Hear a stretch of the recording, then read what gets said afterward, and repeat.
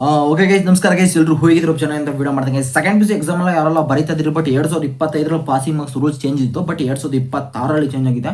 ಅದು ಯಾವ ರೀತಿ ಚೇಂಜ್ ಆಗಿದೆ, ಎಷ್ಟು ಮಗು ತೆಗೆದ್ರೆ ಪಾಸ್ ಆಗ್ತೀರಾ, ಹೋದ ವರ್ಷ ಎಷ್ಟು ತೆಗೆದ್ರೆ ಪಾಸ್ ಆಗ್ತೀರಾ, ಬಟ್ ಈ ವರ್ಷ ಎಷ್ಟು ತೆಗೆದ್ರೆ ಪಾಸ್ ಆಗುತ್ತೆ ಅಂತ ಪೂರ್ತಿ ವಿಡಿಯೋದಲ್ಲಿ ತಿಳಿಸ್ಕೊಡ್ತೀನಿ. ಇನ್ನು ಯಾಕೆ ನಮ್ಮ ಚಾನಲ್ ಫಸ್ಟ್ ಟೈಮ್ ನೋಡ್ತಾರೆ, ಲೈಕ್ ಮಾಡ್ಕೊಂಡು ಶೇರ್ ಮಾಡ್ಕೊಂಡು ಸಬ್ಸ್ಕ್ರೈಬ್ ಮಾಡ್ಕೊಳ್ಳಿ ಗೈಸ್. ಮೊದಲಿಗೆ ಬಂದ್ಬಿಟ್ಟು 2025ರಲ್ಲಿ ಫರ್ ಸಬ್ಜೆಕ್ಟ್ ಬಂದ್ಬಿಟ್ಟು 24 ರೈಟಿಂಗ್.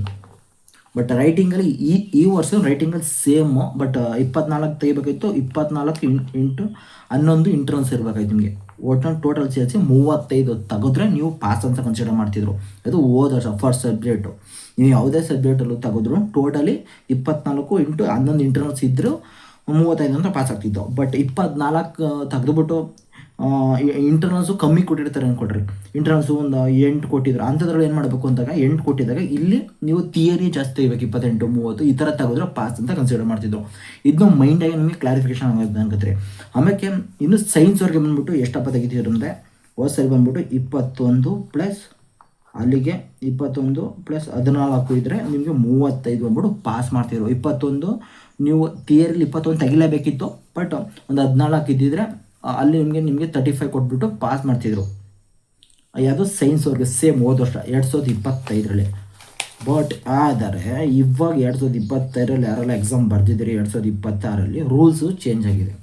ಏನಪ್ಪ ಚೇಂಜ್ ಆಗಿದೆ ಅಂದರೆ, ಮೇನಾಗಿ ಏನು ಚೇಂಜ್ ಆಗಿದೆ ಅಂತ ಹೇಳ್ತೀನಿ ಕೇಳಿಸ್ಕೊಳ್ರಿ. ನೀವು ಇವಾಗ ಎಷ್ಟಪ್ಪ ತೆಗಿಬೇಕು ಅಂದರೆ, ಯಾವುದೋ ಆರ್ಟ್ಸ್ ಅವರಾಗಿರ್ಬೋದು, ಸೈನ್ಸ್ ಆಗಿರ್ಬೋದು. ಈಗ ಮೇನಾಗಿ ನೀವು ಈಗ ಆರ್ಟ್ಸು ಕಾಮರ್ಸ್ ಅವರಾಗಿದ್ದರೆ, ನೀವು 24 ರೈಟಿಂಗ್ ಅದು ತೆಗ್ದು 9 ಮಾರ್ಕ್ಸ್ ತೆಗೆದ್ರೆ, ಇಂಟರ್ನಲ್ಸ್ ಒಂದು 9 ಮಾರ್ಕ್ಸ್ ಇದ್ದರೆ, ಥಿಯರಿ ಒಂದು 24 ತೆಗೆದ್ರೆ ನೀವು ಪಾಸು. ನಿಮ್ಗೆ ಟೋಟಲ್ ಎಷ್ಟು ಬರಬೇಕು, ಈಗ 33 ಮಾರ್ಕ್ಸ್ ಬಂದರೆ ಪಾಸು. ಅದು ಆರ್ಟ್ಸು ಕಾಮರ್ಸವ್ರಿಗೆ ಬರೀ 33 ಮಾರ್ಕ್ಸ್ ತೆಗೆದ್ರೆ ಪಾಸ್ ಆಗ್ತೀರಿ. ಇದು ಪಾಸಿಂಗ್ ಮಾರ್ಕ್ಸು. ಆಮೇಲೆ ಪಾರ್ಟ್ 1ನಲ್ಲಿ ಎಷ್ಟು ತೆಗಿಬೇಕು, ಪಾರ್ಟ್ ಬಿಲಿ ಅಂದರೆ ಲ್ಯಾಂಗ್ವೇಜಲ್ಲಿ ಎಷ್ಟು ತೆಗಿಬೇಕು ಅದರಲ್ಲಿ ಆಮೇಲೆ ಡಿಸ್ಕಷನ್ ಮಾಡೋಣ ಬೆಸ್ಟು. ನಿಮಗೀಗ ಕಾಮರ್ಸ್ ಅವರು ಆರ್ಟ್ಸ್ ಅವ್ರಿಗೆ ಬಂದ್ಬಿಟ್ಟು 2026ರಲ್ಲಿ 24 ಇಂಟು 9 ಟೋಟಲ್ ನಿಮಗೆ 33 ಮಾರ್ಕ್ಸ್ ಬಂದರೆ ಪಾಸ್ ಅಂತ ಕನ್ಸಿಡರ್ ಮಾಡ್ತೀವಿ. ಇನ್ನು ಸೈನ್ಸ್ ಅವ್ರಿಗೆ 21 ಮಾರ್ಕ್ಸು ಪ್ಲಸ್ 12 ಇಂಟರ್ನಲ್ಸ್ 12 ಮಾರ್ಕ್ಸ್ ಇದ್ದು 21 ಮಾರ್ಕ್ಸ್ ಥಿಯರಿಲಿ ತೆಗೆದ್ರೆ 33 ಪಾಸ್ ಅಂತ ಕನ್ಸಿಡರ್ ಮಾಡ್ತಾರೆ. ಇದು ಈ ವರ್ಷ, ಇದು 2026 ರೂಲ್ಸು. ನಿಮಗೆ ಪಾಸಿಂಗ್ ಮಾರ್ಕ್ಸ್ ಎಷ್ಟು ನೋಡಿ ಕ್ಲಾರಿಫಿಕೇಶನ್ ಕೊಡ್ತೀನಿ ಕರೆಕ್ಟಾಗಿ. ಸೈನ್ಸ್ ಅವ್ರು ಎಷ್ಟಪ್ಪ ಪಾಸಿಂಗ್ ಮಾರ್ಕ್ಸ್ ಅಂದರೆ, ಥಿಯರಿ 24 ಥಿಯರಿ ತೆಗಿಬೇಕು. ಪ್ರಾಕ್ಟಿಕಲ್ ಬಂದ್ಬಿಟ್ಟು ಒಂದು 12 ಇದ್ದರೆ ನೀವು ಸೈನ್ಸ್ ಅವರು 33 ಆಗುತ್ತೆ. 33 ಮಾರ್ಕ್ಸ್ ಟೋಟಲಿ 24 ಮೇಲೆ ಎಷ್ಟಾರ ಇರಲಿ, ಬಟ್ ಪ್ರಾಕ್ಟಿಕಲ್ಲು ಒಂದು 12 ಕೊಟ್ಟಿದ್ರೆ ನೀವು 35, ಎರಡು ಸೇರಿಸಿ 35. 24 ರೆಗ್ಯುಲರ್ಲಿ ಬರಲೇಬೇಕು, ರೆಗ್ಯುಲರ್ 24 ತೆಗಿಲೇಬೇಕು.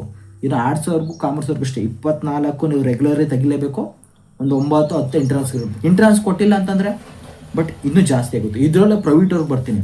ಇದರಲ್ಲಿ ಸುಮಾರು ಜನ ಡೌಟ್ಸ್ ಇರೋದು ಇದೆ ಪ್ರೈವೇಟ್ ಸ್ಟೂಡೆಂಟ್ಗೆ. ಪ್ರೈವೇಟ್ ಸ್ಟೂಡೆಂಟ್ ನೀವು ಎಷ್ಟಪ್ಪ ತೆಗಿಬೇಕು, ನೀವು 20 ಇವ್ರಿಗೆಲ್ಲ 24 ನೀವು 26, 26 ಇಲ್ಲ 28 ಮೇಲೆ ತಗೋದ್ರೆ ನಿಮಗೆ ಸ್ಕೈಲಬ್ ಅಂತ ಆಗುತ್ತೆ. ಮಾರ್ಕ್ಸ್ನ ಅವರೇ ಆ್ಯಡ್ ಮಾಡ್ತಾರೆ. ನೀವು ನಿಮಗೆ ಕಾಲೇಜ್ ಕಡೆಯಿಂದ ಏನೂ ಹೋಗಿರೋದಿಲ್ಲ, ಅದರಿಂದ ಅವ್ರು ಸ್ಕೈಲಬ್ ಆಗ್ಬಿಟ್ಟು ಆ್ಯಡ್ ಮಾಡ್ತಾರೆ. ಇದು ಯಾರೋ ಪ್ರೈವೇಟಾಗಿ ಯಾರೆಲ್ಲ ಎಕ್ಸಾಮ್ ಕಟ್ಟಿದ್ರೆ ಅಂಥವ್ರಿಗೆ. ಪ್ರೈವೇಟ್ ಸುಮಾರು ಜನ ಕೇಳ್ತಾರೆ, ನನಗೆ ಇಂಟ್ರೆನ್ಸ್ ಇಲ್ಲ, ನಾನು ಥಿಯರಿ ಎಷ್ಟು ತೆಗಿಬೇಕು ಅಂದರೆ, ನೀವು ಮ್ಯಾಕ್ಸಿಮಮ್ 28 ತೆಗೆದ್ರೆ ನೀವು ಪಾಸ್ ಅಂತ ಕನ್ಸಿಡರ್ ಮಾಡ್ತೀರಿ. 28 ಮಾರ್ಕ್ಸ್ ತೆಗೆದ್ರೆ ಮಿಕ್ಕಿದ್ದು ಸ್ಕೈಲಬ್ ಆಗುತ್ತೆ ಮಾರ್ಕ್ಸು, ನೀವು ಪಾಸ್ ಅಂತ ಕನ್ಸಿಡರ್ ಮಾಡ್ತಾರೆ. 26 ಮ್ಯಾಕ್ಸಿಮಮ್ ಒಂದು 26 ತೆಗಿಬೇಕು. 26, 27, 28 ಬಂದರೂ 28 ತೆಗೆದ್ರೆ ಓಕೆ ಪಾಸ್ ಅಂತ ಕನ್ಸಿಡರ್ ಮಾಡ್ತಾರೆ. ನಿಮ್ಗೆ ಯಾವುದೇ ಇಂಟ್ರೆನ್ಸ್ ಇರೋಲ್ವ, ಅದಕ್ಕೋಸ್ಕರ. ಇದು ಮುಗೀತು ನೋಡಿ. ಈಗ ಟೋಟಲಿ ಎಷ್ಟು ಬಂದರೆ ಪಾರ್ಟ್ 1ನಲ್ಲಿ ಬರಬೇಕು. ಟೋಟಲಿ 33% ಅಂತಾರೆ. ನಿಮಗೆ ಟೋಟಲಿ ಎಷ್ಟು ತೆಗಿಬೇಕಂದ್ರೆ, ಸೈನ್ಸ್ ಆಗಿರ್ಬೋದು, ಆರ್ಟ್ಸ್ ಆಗಿರ್ಬೋದು ನೋಡಿ. 33 ಪಾರ್ಟ್ 1ನಲ್ಲಿ 33 ಎಷ್ಟಾಯಿತು, 66 ಮಾರ್ಕ್ಸ್ ತಗೊಂಡ್ರಿ ಅಂದ್ಕೊಡ್ರಿ ಪಾರ್ಟ್ 1ನಲ್ಲಿ. ಈ ಕನ್ನಡ ಇಂಗ್ಲೀಷಲ್ಲಿ 60 ಮಾರ್ಕ್ಸ್ ತಗೊಂಡ್ರಿ. ಇನ್ನು ಮಿಕ್ಕಿದ ಲ್ಯಾಂಗ್ವೇಜಸಲ್ಲಿ ಅದೊಂದು 132 ಮಾರ್ಕ್ಸ್ ಆಗುತ್ತೆ. ಟೋಟಲಿ ಬಂದ್ಬಿಟ್ಟು 198 ಮಾರ್ಕ್ಸ್ ತೆಗೆದ್ರೆ ನಿಮಗೆ 33% ಬರುತ್ತೆ. ಅಲ್ಲಿ ನೀವು ಪಾಸ್ ಅಂತ ಕನ್ಸಿಡರ್. 198 ಓಟ್ಸಲ್ಲಿ ಎಷ್ಟಪ್ಪ ಆಯಿತು ಅಂದರೆ, ಓಟ್ಸಲ್ಲಿ ಬಂದ್ಬಿಟ್ಟು 210 ಮಾರ್ಕ್ಸ್ಗೆ 35% ಬರ್ತಿತ್ತು. ಬಟ್ 210 ಮಾರ್ಕ್ಸ್ಗೆ ಓದ್ಸಲ್ಲಿ ಇನ್ನು ಪಾಸಿಂಗ್ ಮಾರ್ಕ್ಸ್ ಇರೋದು 210 ಮಾರ್ಕ್ಸ್ ಇತ್ತು. ಬಟ್ ಇವಾಗ 198 ತಗೊಂಡ್ರು ನೋಡಿ, 198 ಮಾರ್ಕ್ಸ್ ತಗೊಂಡ್ರು ಪಾಸ್ ಅಂತ ಕನ್ಸಿಡರ್ ಮಾಡ್ತಾರೆ. ಇದರಲ್ಲಿ ಚೇಂಜಸ್ ಏನಪ್ಪ ಮಾಡಿದ್ದಾರೆ ಅಂತ ನೋಡಿ. ಇನ್ನೂ ಮೇನಾಗೆ ನಿಮಗೆ ಚೇಂಜಸ್, ಇನ್ನೂ ಏನೇನು ಚೇಂಜಸ್ ಅಂತ ಹೇಳ್ತೀನಿ ತಿಳಿಸ್ಕೊಳ್ಳಿ. ಇವಾಗ ಅಕಸ್ಮಾತ್ ನೀವು ಕನ್ನಡದಲ್ಲಿ ಎಷ್ಟು, ಈಗ ನಿಮಗೆ 24 ಪಾಸಿಂಗ್ ಮಾರ್ಕ್ಸು, ಇಂಗ್ಲೀಷ್ ಬಂದ್ಬಿಟ್ಟು 24 ಮಾರ್ಕ್ಸ್, ಥಿಯರಿ ಮಾರ್ಕ್ಸು ಇವಕ್ಕೆಲ್ಲ 11 ಕೊಟ್ಕೊಂಡಿರ್ಬೇಕು. 11 ಅಂದರೆ 9 ಪ್ರಾಕ್ಟಿಕಲ್ ಬಂದಿರ್ಬೇಕು. ಅಲ್ಲಿ 33 ಆಗುತ್ತೆ, 33 ಮಾರ್ಕ್ಸ್ ಬರ್ತದೆ.